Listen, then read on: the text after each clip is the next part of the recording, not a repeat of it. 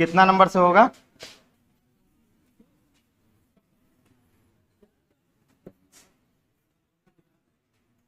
87।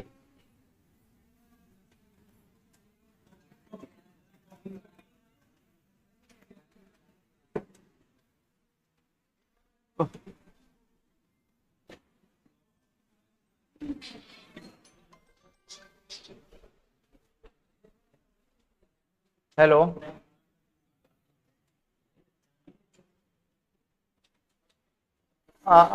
ये आपको ओलापुर स्टेशन के पास से जाना है। हाँ, ओलापुर स्टेशन पे आप जाइए ना, स्टेशन पे ही पहुंच के कॉल कीजिए ना, हनुमान मंदिर के पास पहुंच के कॉल कीजिएगा, है ना। थोड़ा सा लाइट बंद करिए, तो ये वाला, हाँ ये वाला चमक रहा है, बोर्ड चमक रहा है। बटन होगा, बटन, हाँ हाँ बंद कर। और बैक वाला वो वाला लाइट देखिएगा तो बंद करके, वो वाला बैक वाला चमक रहा है, बोर्ड चमक रहा है।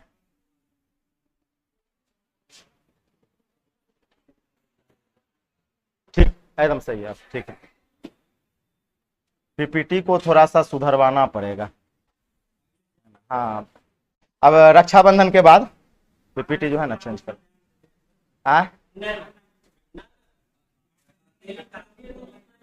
ऑनलाइन ऑफलाइन सब जगह ध्यान रहता है, हम थोड़ी ना।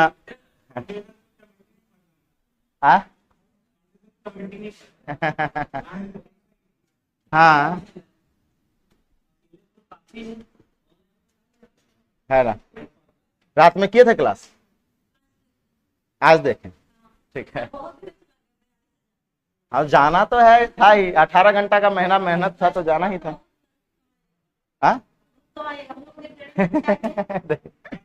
करे बहुत कमाइएगा, है ना। उसमें कमाई वगैरह उस यूट्यूब से पैसा थोड़ी ना आता है ज्यादा, नहीं आता है ज्यादा। जिस अनुसार यूट्यूब पे मेहनत है उस अनुसार पैसा यूट्यूब से नहीं है। यूट्यूब से आपका क्या होता है, एक जरिया है जो आपके मतलब हाँ चेन बनता है। जैसे आप ऑफलाइन बेच दिए या फिर पर्सनल ऐप पे बेच दिए तो लड़का सब परचेज करता है, तो वही होता है और कुछ नहीं होता है। हाँ पक्का, जरूर जरूर, काहे नहीं, है ना,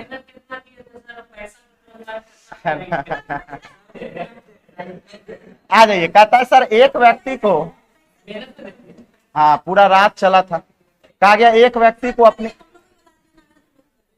हाँ नहीं, चलिए यहाँ देखेगा, एक व्यक्ति को अपनी पूंजी एक व्यक्ति को अपनी पूंजी पर 15% पर क्या लाभ होता है।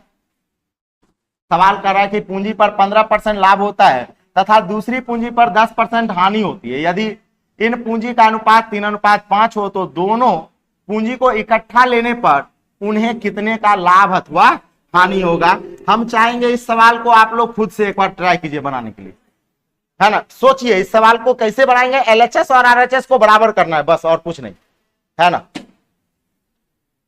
सोचिए,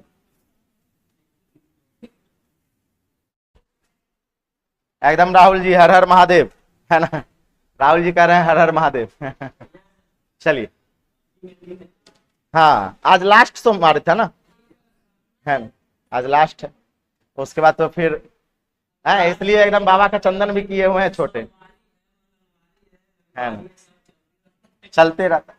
अरे यहाँ पे कहा गया कि एक व्यक्ति अपनी पूंजी का एक भाग जो है 15% लाभ पर, यानी पूंजी का अनुपात है 3:5। पूंजी का अनुपात कितना दे रखा है, तो 3:5। इसका मतलब 3 पर वो 15% का लाभ हुआ। 3 पर 15% क्या हो गया, लाभ, प्लस में मतलब 15% का लाभ, और 5 पर रखा है कि उसे 10% की क्या होती है, हानि होती है, 10% की हानि, यानी -10%। तो एक बात बताइए, 3 का 15% कितना होगा, तो 15 या 45 यानी 0.45। 3 का 15% क्या होगा, 0.45, और 5 का 10% क्या होगा, तो आप कहेगा सर 0.5 होगा।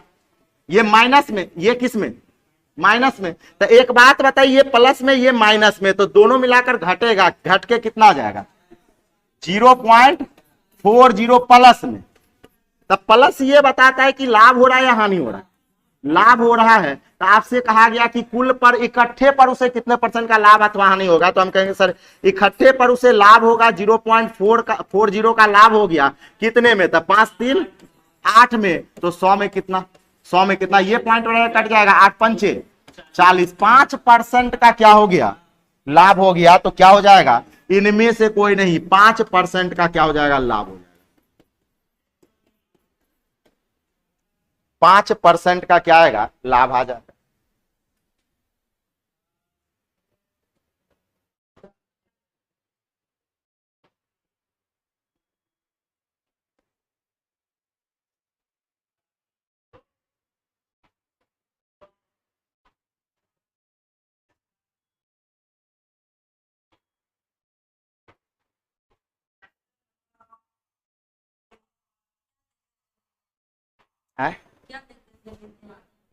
कुछ नहीं ऐसे ही है ना। नींद का क्या है कि अगर जैसा सोचिएगा वैसा होगा।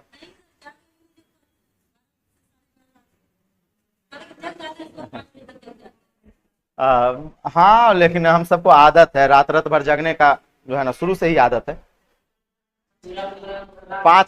5 बजे 6 बजे सोने का आदत है ना, मौसम में आदत है बहुत दिन से, 10th के बाद से ही वैसा आदत लग गया। अब इसमें कहा गया इस सवाल में कि एक वस्तु 0 पॉइंट, हाँ यहाँ पे ये 0.5 कहां से है, हानि हुआ, 5 का 10%, तो कहेंगे सर 5 का 10% क्या होगा, तो 10/100 यानी 0 पॉइंट क्या आएगा, 5 आएगा। तो हानि का मतलब क्या हो गया, माइनस। ये हो गया 3 पर 15% का लाभ, तो 15 या 45, तब 15 या 45% उड़ाएंगे, पॉइंट बैठाएंगे तो 0.45, तो 0.45 का लाभ, 0.5 का हानि, तो दोनों को घटा लेंगे, घटाने के बाद 0.40 का क्या आ गया, लाभ आ गया। तो कहेंगे सर 0.40 का लाभ है 8 में, क्योंकि 5 3 8 में, तो 100 में कितना। अब यहां से अगला सवाल है, कहा गया सर एक वस्तु 144 रुपया में बेची गई, यदि लाभ प्रतिशत का संख्यात्मक मान क्रय मूल्य के बराबर हो। लाभ प्रतिशत का संख्यात्मक मान क्या है, क्रय मूल्य के बराबर हो, तो क्रय मूल्य क्या है। सबसे पहले इसका बेसिक बताते हैं, उसके बाद ट्रिक बताएंगे। यानी सबसे पहले आप बेसिक लिख लीजिएगा, बेसिक। आपसे क्या पूछा, क्रय मूल्य, तो क्रय मूल्य को हम x मान लेते हैं, जो पूछता है उसी को क्या मानते हैं, x मानते हैं। क्रय मूल्य हम क्या मान लिए, x हो गया। अब यहां पे एक लाइन आप देखिए कि एक वस्तु को 144 रुपया में क्या किया गया, बेची गई, यानी विक्रय मूल्य आपका क्या है, 144 है, बेची गई। और कहता है यदि लाभ प्रतिशत का संख्यात्मक मान क्रय मूल्य के क्या है, बराबर। लाभ प्रतिशत का संख्यात्मक मान किसके बराबर है, इसका मतलब अगर क्रय मूल्य x है तो मेरा लाभ प्रतिशत भी x होगा। नहीं, लाभ प्रतिशत का संख्यात्मक मान किसके बराबर, क्रय मूल्य के बराबर। तो अगर क्रय मूल्य x है तो मेरा लाभ प्रतिशत भी क्या होगा, x होगा। अब एक बात बताइए, आप कहिएगा कि सर यहां से कि लाभ प्रतिशत का जो फॉर्मूला होता है, लाभ प्रतिशत का जो फॉर्मूला होता है वो होता है लाभ गुना 100 अब बट्टा में क्या होता है, क्रय मूल्य होता है।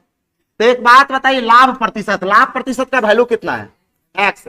अच्छा यहां पे क्या है, लाभ है, यहां पे क्या है, तो लाभ बराबर होता है आपका विक्रय मूल्य माइनस क्रय मूल्य, होता है कि नहीं होता है। यानी कहेंगे सर आपका लाभ जो होगा विक्रय मूल्य माइनस क्रय मूल्य, मतलब विक्रय मूल्य 144 क्रयमूल्य कितना है, x है, यानी लाभ के जगह क्या 144 माइनस x कर देंगे, इंटू क्या हो जाएगा 100, अब बट्टा में क्रयमूल्य, और क्रयमूल्य कितना है x है। ये x कोना कोनी गुना होगा तो x स्क्वायर बराबर हो जाएगा आपके पास 100 से इधर गुना होगा 14,400, अब माइनस हो जाएगा 100x, माइनस 100x। अब यहां से आप कह सकते हैं sir x square plus 100x है ना, माइनस हो जाएगा 14,400 बराबर क्या आएगा, हाँ बराबर 0। अब ये आपका आ गया क्वाड्रेटिक इक्वेशन, द्विघात समीकरण आ गया। अब द्विघात जब तोड़िएगा जो x का वैल्यू आएगा वही आपका आंसर आएगा। तो यहां पे x का जो वैल्यू आता है वो आपका 80 आ जाएगा। x का वैल्यू कितना आएगा 80। हालांकि आप 80 रख के LHS RHS को बराबर कर सकते हैं, 80 रखिएगा तो LHS RHS बराबर हो जाएगा, तो आंसर आपका क्रयमूल्य क्या आ जाएगा 80 आ जाएगा। ये बेसिक हुआ, आप इसका ट्रिक भी बताते हैं, बेसिक हो गया है? ये बहुत इंपॉर्टेंट सवाल है इसका, नहीं ऐसे बता देते हैं, आपको समझिए ना, बिना फॉर्मूले के भी बता देंगे, लेकिन ये बेसिक समझें कि बेसिक कैसे निकालते हैं, ये समझना जरूरी है।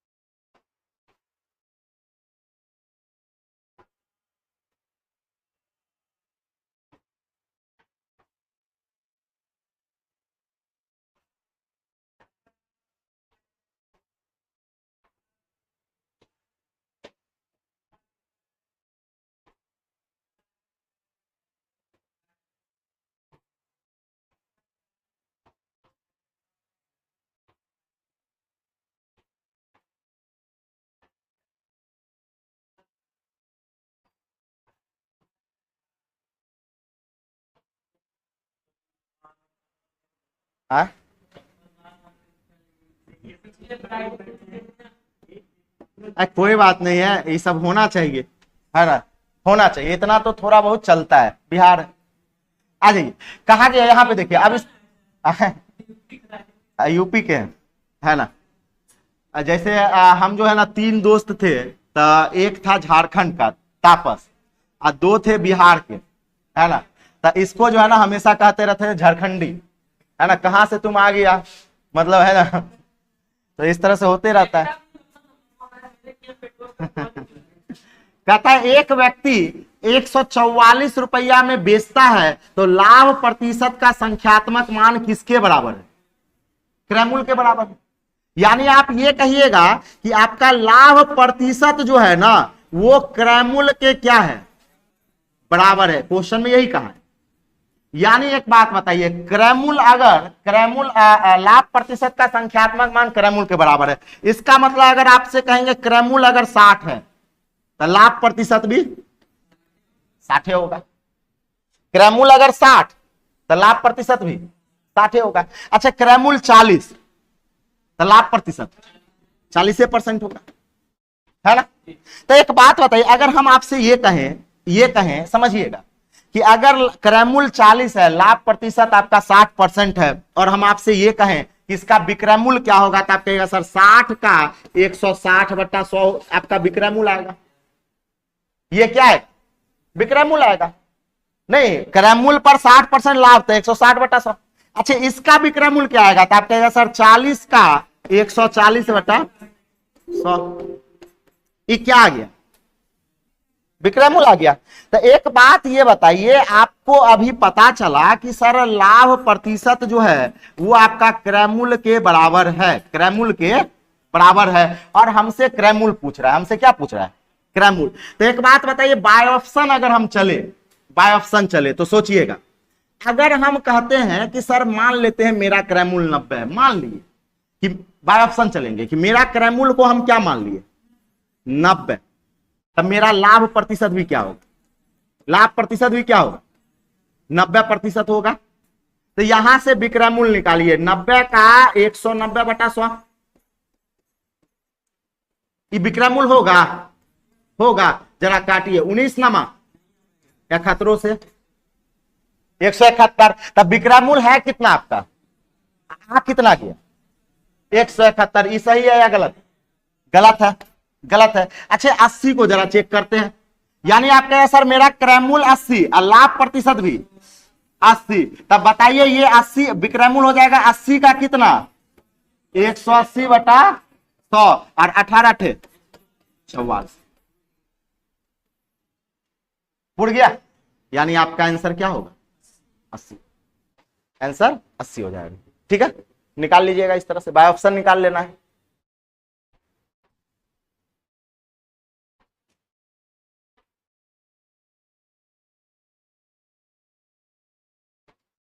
है ना, इसमें हमेशा कहेगा कि लाभ प्रतिशत का संख्यात्मक मान किसके बराबर है, क्रैमूल के बराबर। और ये आपका फिक्स टाइप है, ये आपका एकदम फिक्स्ड रहता है, एकदम टाइप है, ये टाइप वाला सवाल है।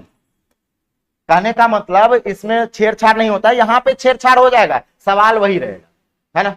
यहां पे अगर मान लेते हैं सवाल में 144 के जगह यहां पे 171 होता, तब आंसर क्या हो जाता 90 हो जाता।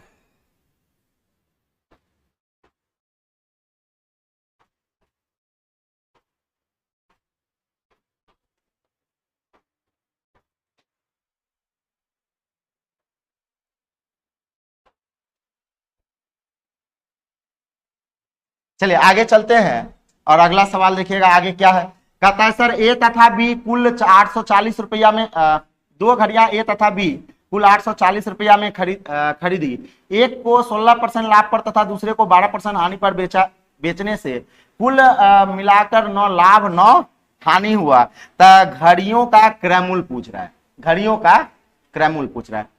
अच्छा याद कीजिए एक दिन बताए थे नो प्रॉफिट नो लॉस कब होता है?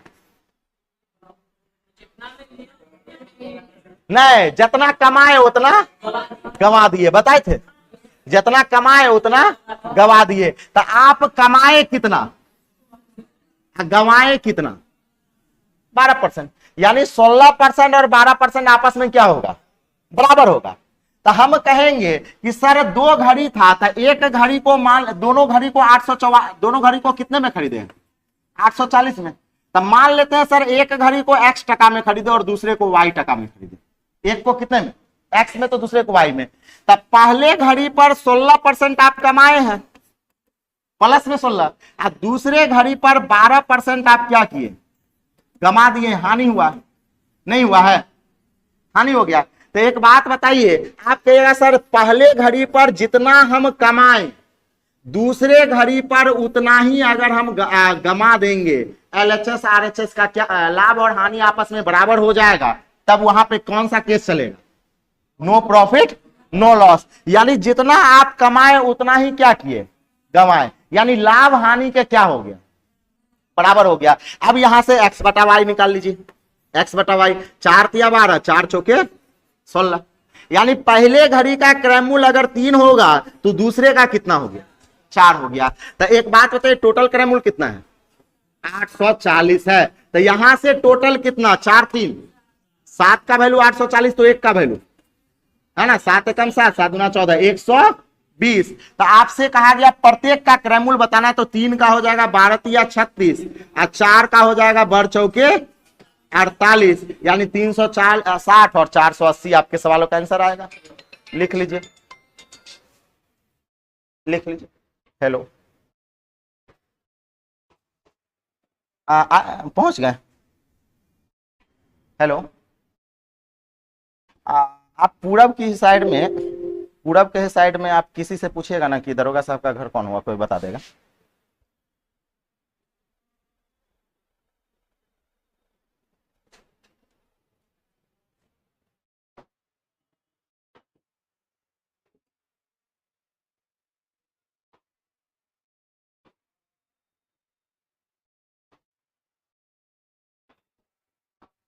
हेलो हाँ, पहुंचने के बाद कॉल कीजिएगा। हाँ हाँ हाँ, पुल के सामने।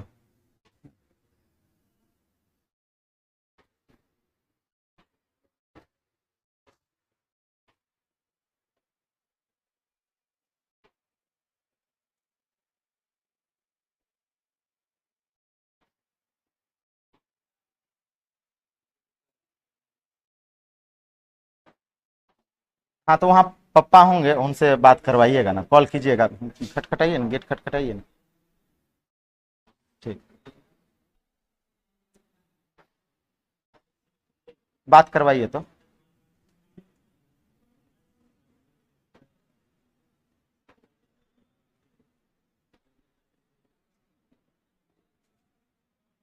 हेलो। हाँ प्रणाम। वो अंजीर है, 500 रुपया के ले लिए। नहीं नहीं, पैसा नहीं दिलियन, 500 दे दिए।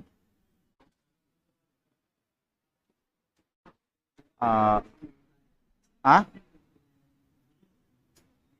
कहाँ गलखिन पप्पा? दही ओका वहाँ के दुकानदार दही न, बाइक वाला के दही। आप जो है ना गूगल पे या फोन पे चला रहे हैं ना? नंबर सेंड कीजिए ना, इसी पे व्हाट्सएप पे सेंड कीजिए ना, हम भेज दे रहे हैं। कितना का है? हाँ नंबर नंबर सेंड कीजिए ना, भेज दे रहे हैं। ठीक है, हम सेंड कर रहे हैं, अभी 2 मिनट में तुरंत सेंड कर रहे हैं, ठीक है। 499 ना? ठीक है, तुरंत सेंड कर रहे हैं। हाँ हाँ हाँ, ठीक। ठीक है, हम भेज रहे हैं, तुरंत भेज रहे हैं, ठीक। भेज के कॉल कर, चलिएगा यहाँ देखिएगा। इस सवाल को थोड़ा बनाइए तो देखिए तो बनता है कि नहीं बनता है।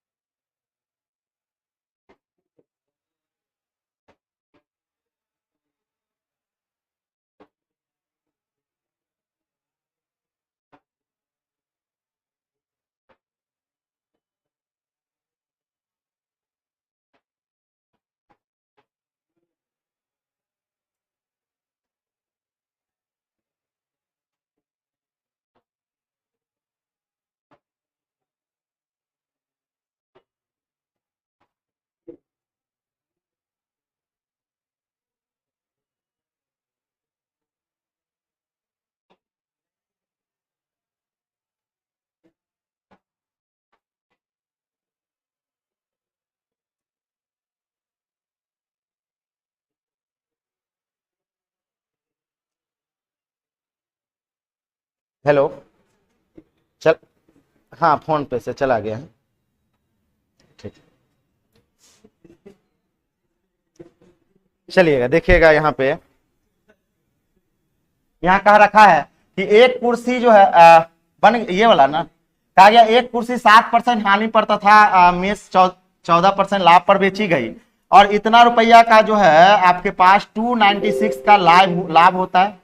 और कहा गया यदि वह कुर्सी को 7% लाभ पर तथा मेज को 12% लाभ पर बेचता तो 400 रुपया का लाभ होता, तो मेज का वास्तविक क्रय मूल्य क्या है? याद कीजिए, आपको बताए थे कि जब परसेंटेज की मात्रा आपका 2 से ज्यादा बढ़ जाए, 2 से ज्यादा बढ़ जाए तो सवाल किस मेथड से बनता है? बेसिक से। बताए थे ना, या कंडीशन आपका किसी भी सवाल में कंडीशन 1 से ज्यादा हो, कंडीशन आपका 1 से क्या हो जाए, ज्यादा हो जाए, सवाल बेसिक से बनेगा। अब सवाल कैसे बनेगा समझिएगा। हमसे किसका क्रममूल पूछ रहा है? मेज का। तो हम क्या करते हैं कि मेज को एक्स मान लिए, हम मेज को क्या मान लिए? एक्स मान लिए, और एक आपके पास कुर्सी है तो कुर्सी को वाई मान लीजिए, कुर्सी का क्रममूल हम क्या मान लिए? वाई मान लिए। अब कहा गया मेज को कुर्सी को 7% हानि पर, तो कुर्सी को 7% हानि पड़ता। हानि का मतलब माइनस में या प्लस में? माइनस में। याद कीजिए, बताए थे हानि माइनस में होगा। और उसके बाद मेज को कैसे 17% के लाभ पर, यानी मेज एक्स है तो एक्स पर 17% का लाभ, यानी एक्स का 17%, और बराबर हो जाएगा 296। इक्वेशन नंबर फर्स्ट होगी। अब सेकेंड इक्वेशन यहां से तैयार करेंगे। कहता है वह कुर्सी को 7% के लाभ पर, यानी वाई को फिर कहता है 7% के लाभ पर, यानी वाई का 7% प्लस में। और कहा गया मेज को कैसे बेच रहा है 12% लाभ पर, तो कहेंगे सर एक्स प्लस में ही, एक्स पर 12%, और कितने का लाभ हो गया उसको 400 का। इक्वेशन नंबर 2 हमसे मेज का क्रयमूल्य पूछ रहा है, मतलब एक्स का वैल्यू पूछ रहा है। तो एक बात बताइए, दोनों को आपस में जोड़ दें तो y से y क्या हो जाएगा? कट जाएगा। तो ये हो जाएगा आपके पास, हाँ ये हो जाएगा 2x, गुना हो जाएगा आपके पास 17 गुना 17 प्लस 12 कितना हो जाएगा? सॉरी जोड़ लीजिए, 7 2 आपका 9 हो जाएगा 29 x% हो जाएगा। अब बराबर इधर कितना हो जाएगा 696। क्या यहां से x का वैल्यू निकाल लीजिएगा, और x का वैल्यू कितना आया, जो आएगा वही आंसर आएगा। कितना आ गया? जो आएगा वही आंसर आएगा।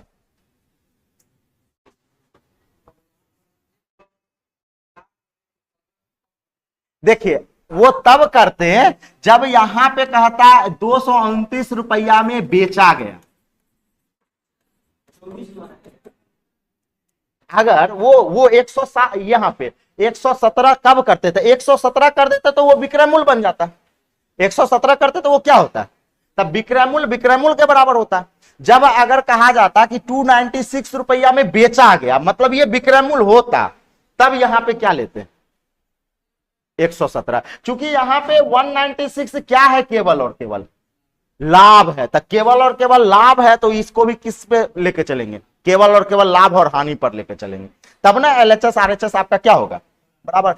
इसमें कुछ नहीं है, सवाल में सिर्फ और सिर्फ एलएचएस और आरएचएस को क्या करना है, बराबर करना है। जिसको बराबर करने आ गया मैथ सीख के हो गया, है ना। अर्थमेटिक में कुछ नहीं है, एलएचएस आरएचएस को बराबर करना है। आज ये कहता है कि सर एक दुकानदार अपने सामान को, है ना, 2.5% बट्टा पे बेचता है। यदि एक साइकिल का अंकित मूल्य इतना है तो विक्रय मूल्य बताइए। तो कुछ नहीं करना, अंकित मूल्य 650 है, 2.5% का बट्टा है, मतलब विक्रय मूल्य इसका कितना हो जाएगा 97.5 बट्टा 100 से घटा दिए इसको, है ना। नहीं समझे, जैसे आपका 10% बट्टा तो 90 बट्टा 100, तो 2.5% बट्टा तो 97.5 बट्टा 100 हो जाएगा। यहां से कैलकुलेट कर लीजिएगा, ये पॉइंट उड़ेगा, 0 से 0 कट जाएगा और काट लीजिएगा, जो आएगा वही आंसर आएगा। कितना आंसर आएगा कैलकुलेट कर लीजिए। बी नंबर है ना, तो ये आसान है।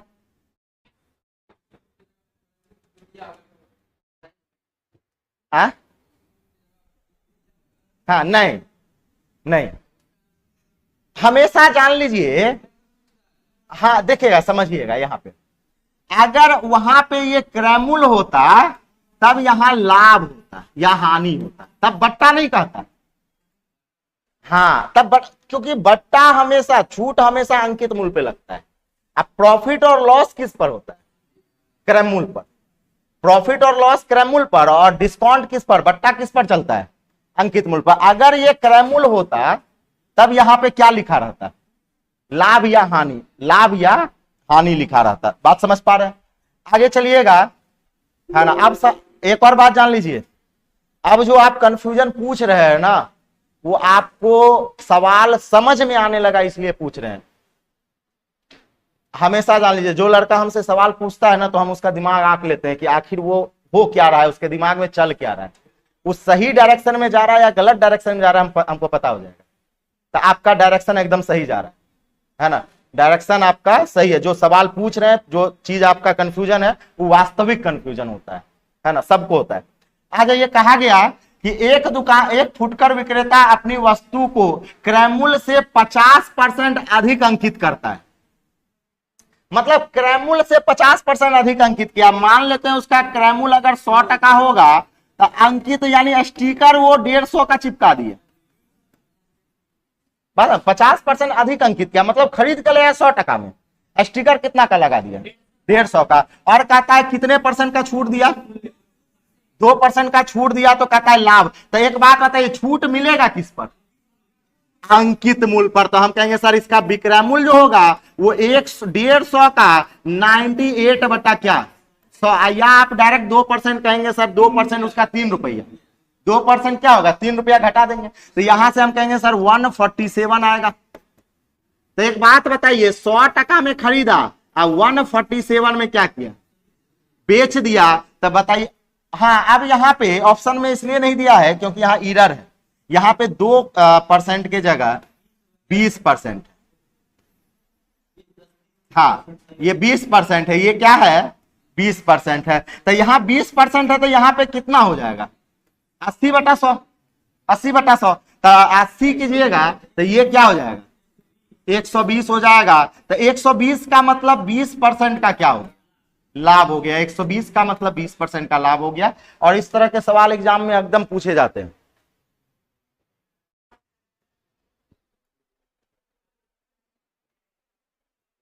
कमेंट नहीं देखते हैं? एकदम देख रहे हैं, कमेंट सबका देख रहे हैं। एक वीडियो नहीं चल रहा है, ओ उस वीडियो में जो है ना, मतलब शायद प्रॉब्लम आ गया है उसमें। ज्यादा उस जो वीडियो चल रहा है ना उसमें ज्यादा सवाल बताए नहीं है, 5 गो सवाल बताए।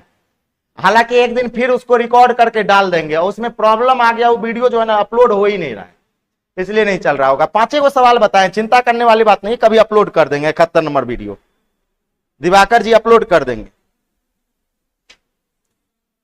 है ना? हाँ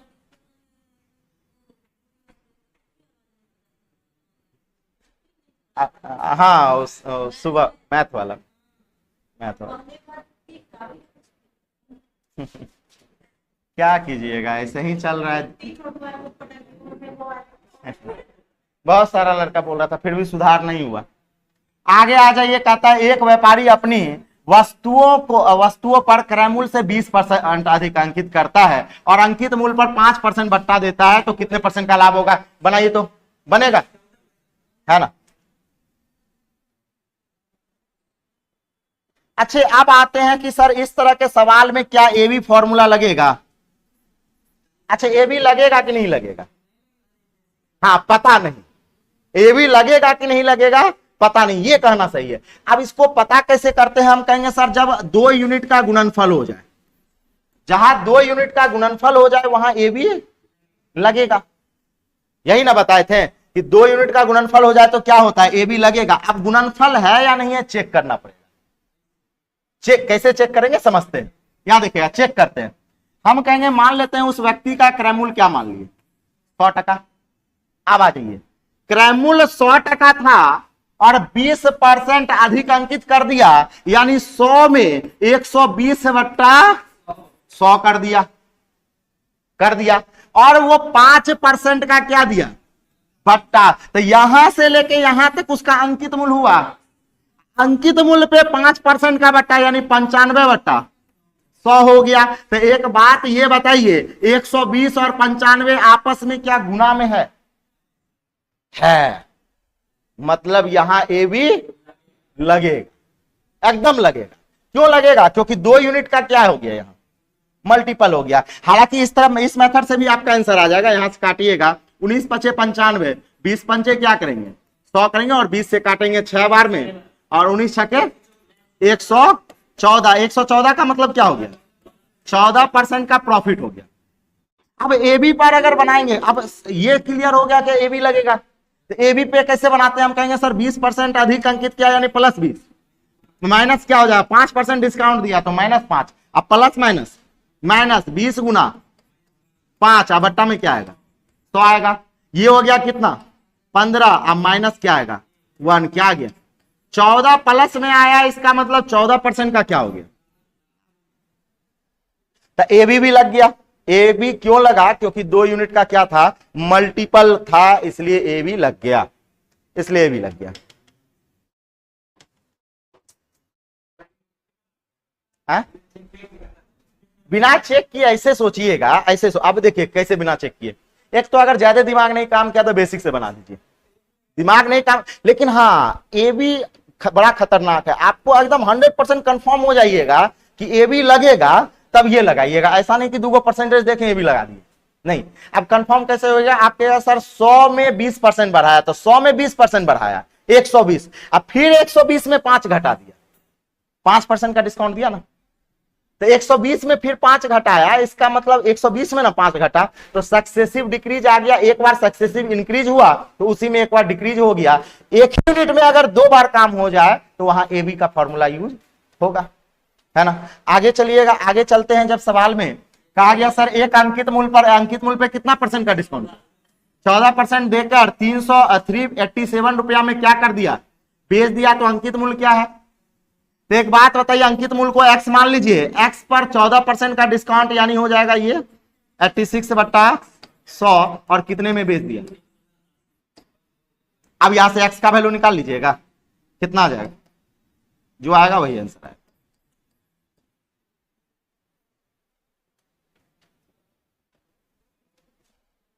ऑनलाइन में दिवाकर जी बताइए, समझ रहे हैं कि नहीं समझ रहे हैं।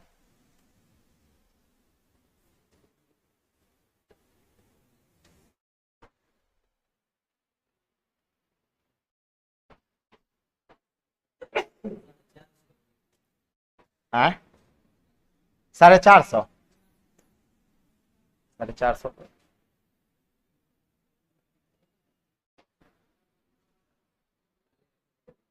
है ना।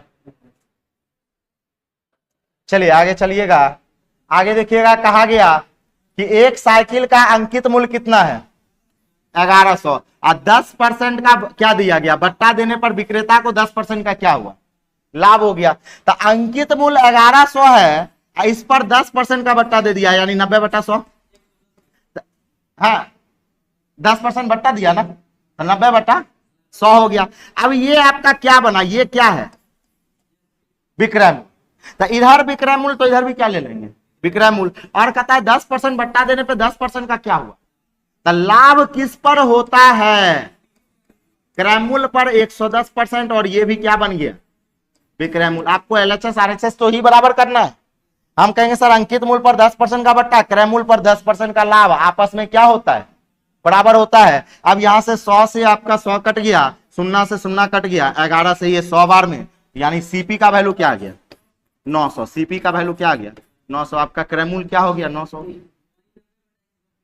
अब वही हो गया 90/110 हो गया।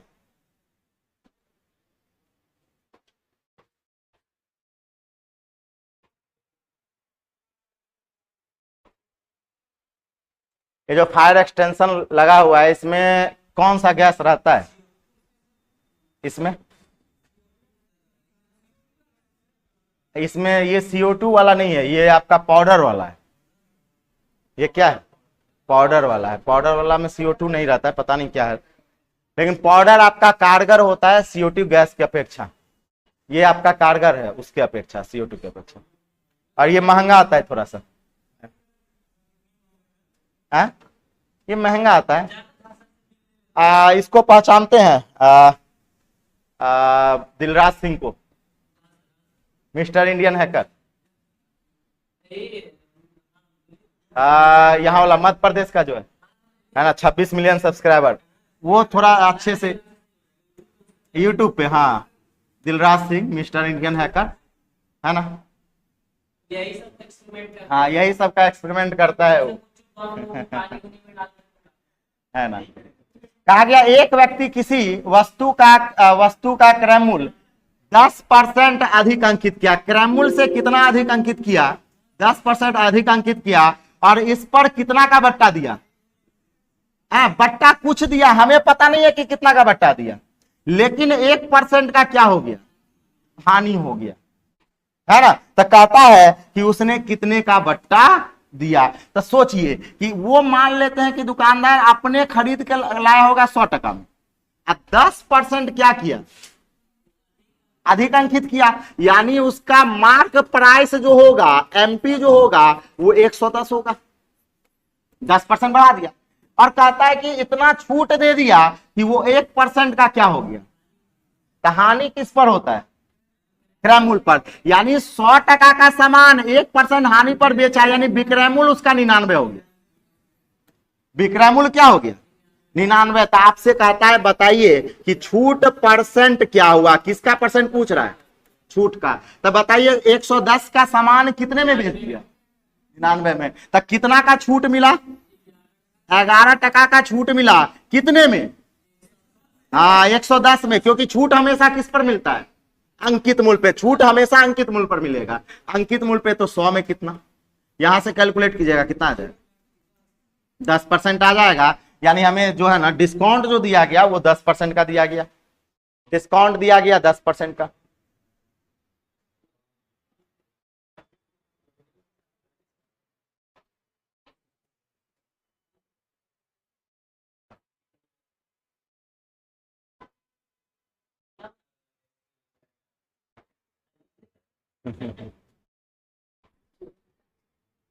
चलिए आगे देखते हैं, अगला सवाल है 97 नंबर में, देखिएगा क्या कहता है कि सर एक व्यापारी अपनी वस्तु के अंकित मूल्य पर 10% बट्टा देता है और एक वस्तु का क्रय मूल्य 900 रुपया है, इस पर 10% लाभ प्राप्त करना चाहता है, तो अंकित मूल्य कितना है। बहुत बढ़िया, यहां देखिएगा क्रय मूल्य, इस वस्तु का क्रय मूल्य सीपी जो है वो 900 है, क्रय मूल्य कितना है, 900 है। हमें क्या पूछा जा रहा है, हमें अंकित मूल्य पूछा जा रहा है, अंकित मूल्य। अंकित मूल्य को एक्स मान लीजिए, अंकित मूल्य को क्या मान लिए, एक्स मान लिए। अच्छा एक बात बताइए, 10% का बट्टा दिया गया, तो 10% का बट्टा किस पर दिया गया होगा, अंकित मूल्य पे या नो, बट्टा किस पर होता है हमेशा, अंकित मूल्य पर। इस पर 10% का बट्टा दिया गया, बट्टा हमेशा किस पर मिलेगा, अंकित मूल्य पर। कितना परसेंट का लाभ हो गया, 10% का लाभ हो गया। यानी 10% का जो लाभ हुआ वो किस पर हुआ, सीपी पर। ये आपका छूट है, ये क्या है, लाभ है। तो एक बात बताइए, 900 पे 10% का लाभ यानी विक्रय मूल्य हो जाएगा 900 का 110%, है ना। अब बट्टा 100% उड़ाएंगे तो बट्टा 100। अब कहेंगे सर यहाँ पे 10% का छूट अंकित मूल्य पे यानी एक्स का 90%, आपस में दोनों क्या होगा, बराबर होगा। या यहाँ पे आप 90/110 भी करके बना सकते हैं। यहां से आप कहिएगा परसेंट से परसेंट कट जाएगा, शून्य से शून्य कट जाएगा, 9 से ये 100 बार में, यानी एक्स का वैल्यू क्या आ गया, 1100। तो उस वस्तु का अंकित मूल्य क्या हो, 1100 रुपया आ गया। हाँ हाँ हाँ एकदम एकदम कर सकते हैं। 900, बात वही हुआ ना, 900 गुना 110, अब बट्टा क्या करेंगे, 90 करेंगे। बात आपका क्या है, वही देखिए, तो ये 90 यहां नीचे आएगा, 90 क्या आएगा, नीचे आएगा। लेकिन अभी चूंकि आपको बेसिक तौर पे बता रहे हैं, इसलिए हमेशा एलएचएस को आरएचएस के बराबर करना सीखिए। ये तरीका एक ऐसा है जो आपको कभी भी सवाल में गलत नहीं होने देगा, और बेसिक तरीके से आप अच्छे से सवाल को बना पाइएगा, नहीं तो सवाल को रटना पड़ जाएगा, है ना।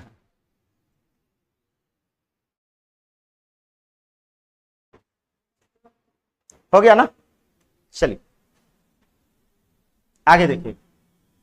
हाँ अब देखिए समतुल्य बट्टा, शुरू में बताए थे डबल डिस्काउंट निकालना। तो एक बात बताइए, 10%, 20% और 25% का बट्टा दिया गया, तो अंकित मूल्य को मान लेते हैं 100। तो 100 पर 10% बट्टा, तो 90/100, फिर 20% बट्टा 80/100, अब फिर कितना हो जाएगा, 75/100 आ जाएगा। ये क्या निकलेगा, एसपी, विक्रय मूल्य निकलेगा। तो हम कहेंगे सर कैलकुलेट किए, कैलकुलेट किए, है ना। अब 25 या 75, 25 चौके तो 4 से 4 दूना 8, 9 दूना 18, 18 दिया, तो 54% आपका तो विक्रय मूल्य हुआ ना। तो हम कहेंगे सर छूट जो होगा, छूट जो होगा वो 100 माइनस क्या करेंगे, 54, यानी कितने परसेंट का, 46% का एकल छूट आपको, है ना, इक्विवेलेंट डिस्काउंट मिलेगा, जो ऑप्शन नंबर बी में होगा, ऑप्शन नंबर बी में होगा। नहीं विक्रय मूल्य नहीं पूछता, विक्रय मूल्य सवाल निकालते समय अगर इसी में कहता है कि इसका विक्रय मूल्य 5,000 रुपया या 10,000 रुपया है, तो इतना का बराबर उतना रुपया। जिसको एलएचएस और आरएचएस बराबर करने आ गया वही मैथ आता है, उसी को आता है। नहीं आ रहा है मतलब रट के सवाल थोड़ी ना है, एक आध गो सवाल तुक्का से लग जाता है, लेकिन लगता नहीं है सवाल।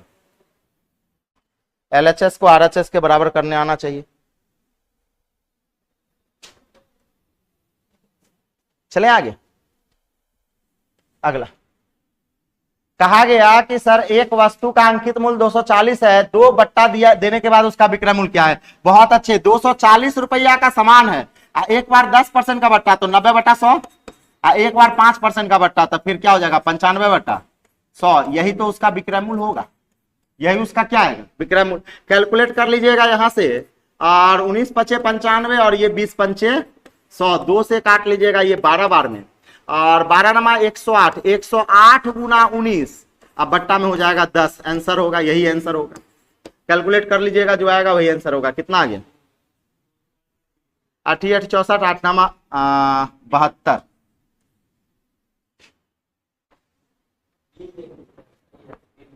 है ना? ठीक है,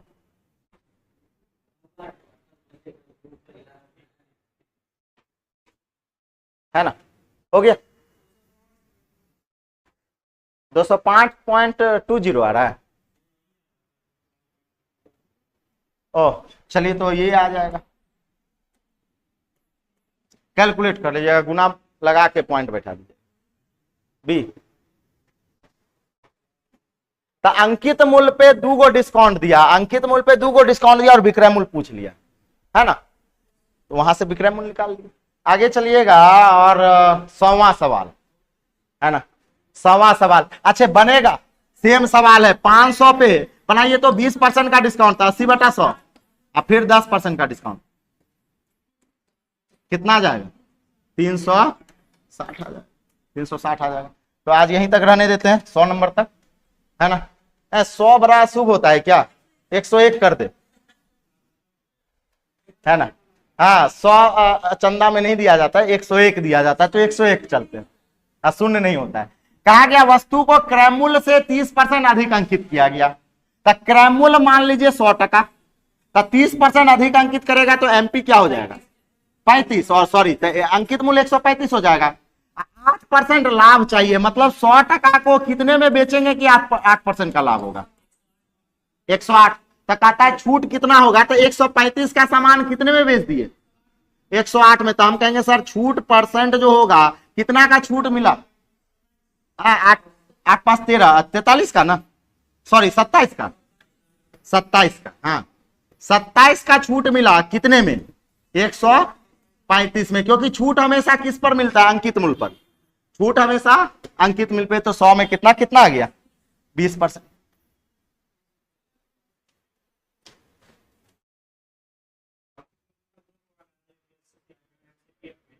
है? हाँ 2 क्वेश्चन, वाह, आता है, यही सब रहता है, यही सब रहता है।